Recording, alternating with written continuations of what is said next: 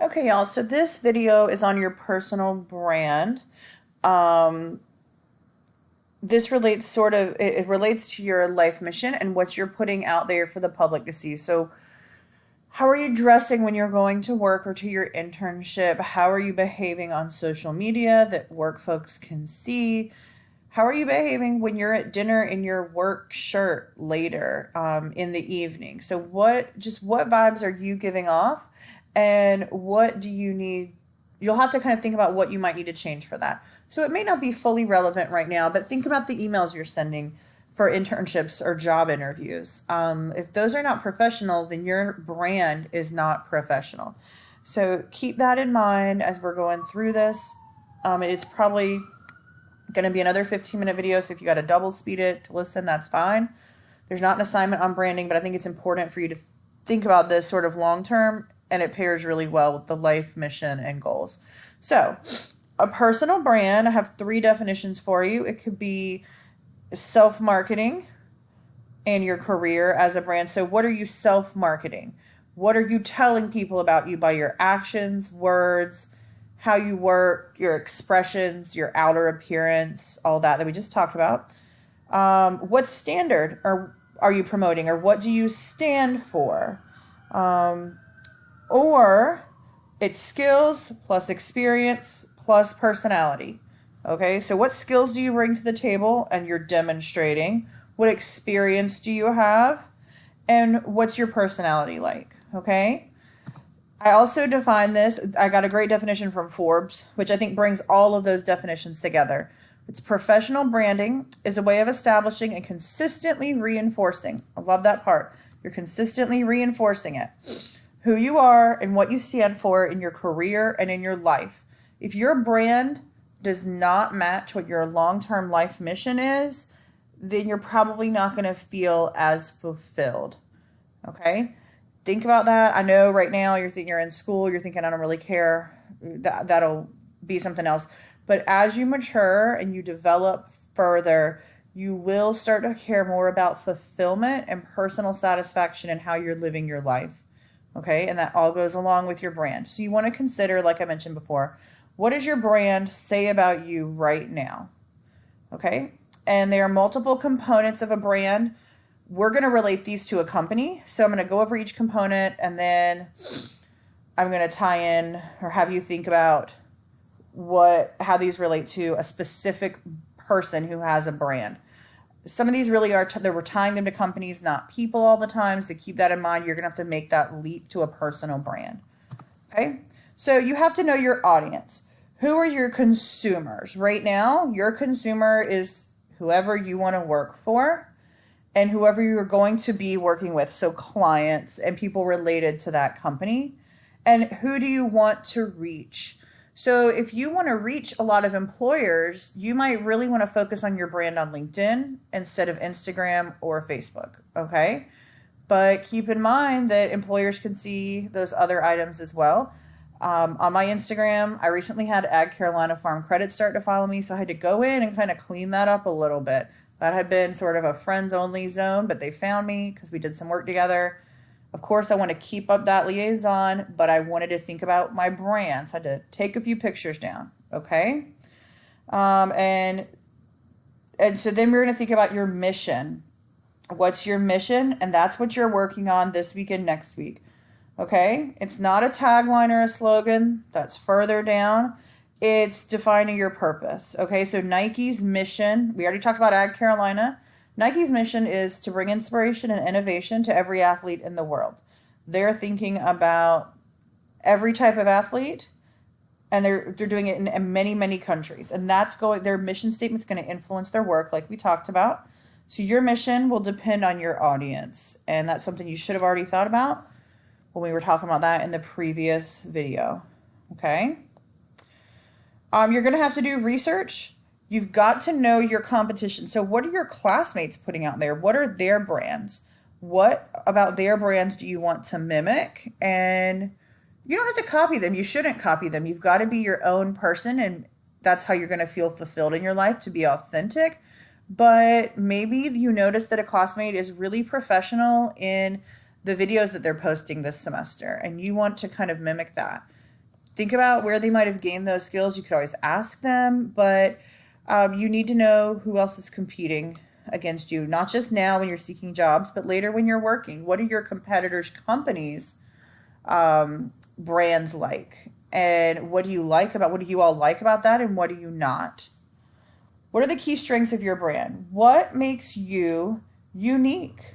What adds value to your brand? What can you bring to the table that somebody else can't? Okay. So for Apple, if you think about why people like their iPhones, they're always easy to use. You can just pull that thing out of the box, turn it on, and it's pretty self-explanatory. I mean, I'm telling y'all, if I can do that, anyone can do that. That is a key strength of Apple's brand in comparison to other phone products. Okay. What is your key strength?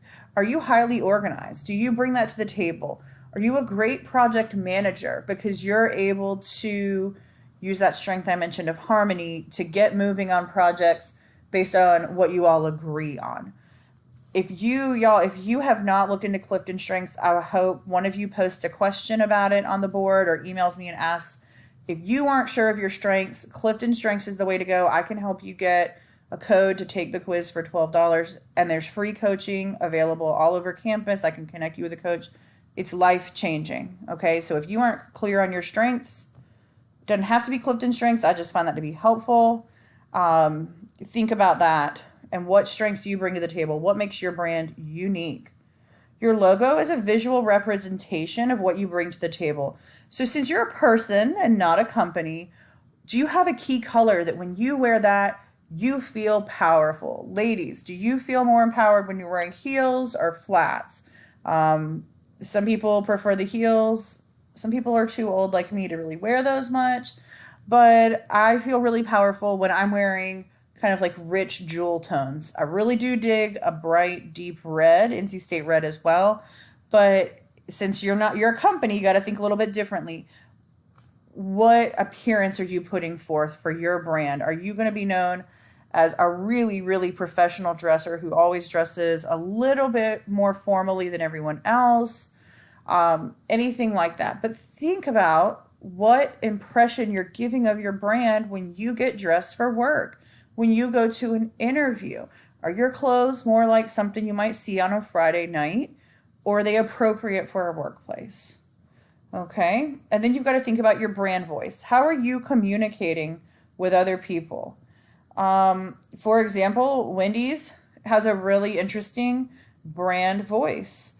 It's humorous, and people love looking at Wendy's Twitter because it's funny and interesting. What's your voice? Are you known for being warm and empathetic and kind of sugary and sugar coating things in your emails? Or are you really blunt and to the point and business-like? Both are fine, but you got to think about what you are. And also, again, what brand are you putting forth in your emails right now? Is it kind of lazy because you're like, hey, I need to know about this job application? Or are you being professional in your branding? You've got to build the message and your elevator pitch. Your elevator pitch we'll touch on later, but it's 2 to 3 sentences about what you offer and why people care. If you haven't heard it, Simon Sinek's Golden Circle focuses on the why you're doing what you're doing and why you're here. So think about that. You've got to let your brand personality shine. You've got to put it out there for others to know. Tom's the shoes says we improve lives with every product that you purchase. Tom's will help a person in need one for one. It shines. Everyone knows that through the product. Everyone knows that because there's a little card when you buy those shoes.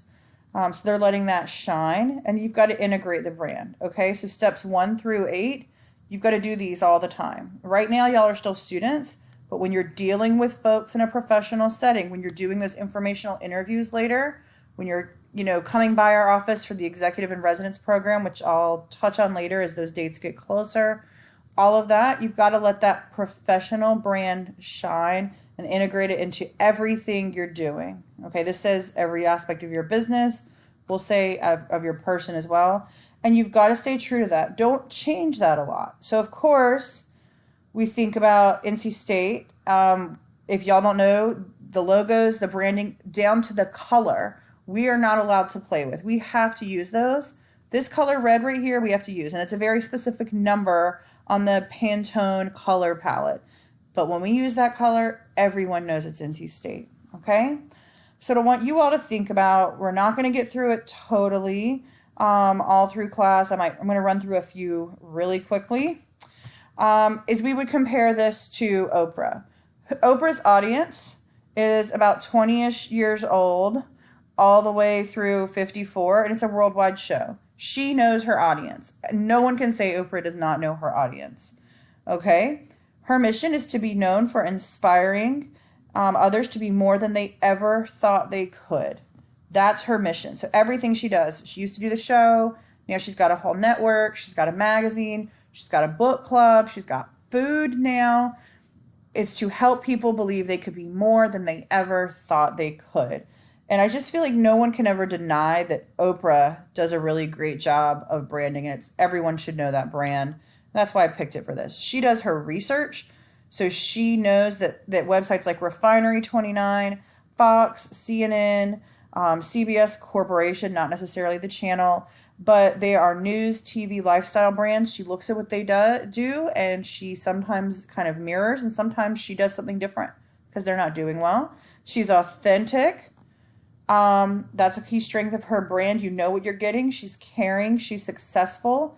That's why people like her, because she's caring and she's warm and she's empathetic. She is open. She talks about her background. We all know her logo. It's that big O with kind of like the sides shaded. It's her signature on everything. It's even on the OWN network in the corner. Her brand voice, again, is warmth, inclusion. I'm like you. I was you. You can turn into me if you want to. And y'all, that just really draws in that 25 to 54 audience big time, okay? Her message, I'm trying to wrap this up for the 15-minute cutoff. Her message and elevator pitch they all have variations, but they're all meant to inspire. For example, her foods are part of the Weight Watchers brand. She's had weight problems. She's like you, the 24, not maybe the college students yet, but 24 to 54-year-old women. She's like them. And to help you drop the weight like she has, she's made these foods, okay? And then she lets that brand personality shine in everything she does. She knows her spectrum points, TV, magazine. Now she's in Target and grocery stores with her food. She integrates her brand into everything by having that list. You know, around October or November, she puts out a list of the gifts that you should buy. These are the top gifts this year for men, women, children, coworkers, etc. She slaps her sticker on books that she likes. She's putting her logo and her voice everywhere. Okay? And then she's staying true to her branding. Never once has Oprah become a really mean person, even when she was going through lawsuits, which I'm sure y'all weren't even born yet. But in the early 90s, she was going through lawsuits because she was talking about cutting beef out of her diet, and that really upset some ranchers in Texas. But she still was that warm, empathetic person, being true to who she was. She didn't turn hateful and nasty. You know, she went through the process, and she always focuses on her target audience. Whenever she puts a product out there, it's for that 24 or 25 to 54-year-old audience, okay? So think about yourself with these items. What are you putting out there? What message is your brand giving? And does it align with your life mission? It's easy to get off track, and that's why having that life mission posted can even help you with your branding. Okay? Like I said, your output should mirror your goals, and think about what you're putting out into the world. Okay? And you don't have a closing writing assignment. I know I talked really fast through this. I can clarify anything if you need it, but this is it for personal branding. Be sure you're relating that to your future work goals and your life mission.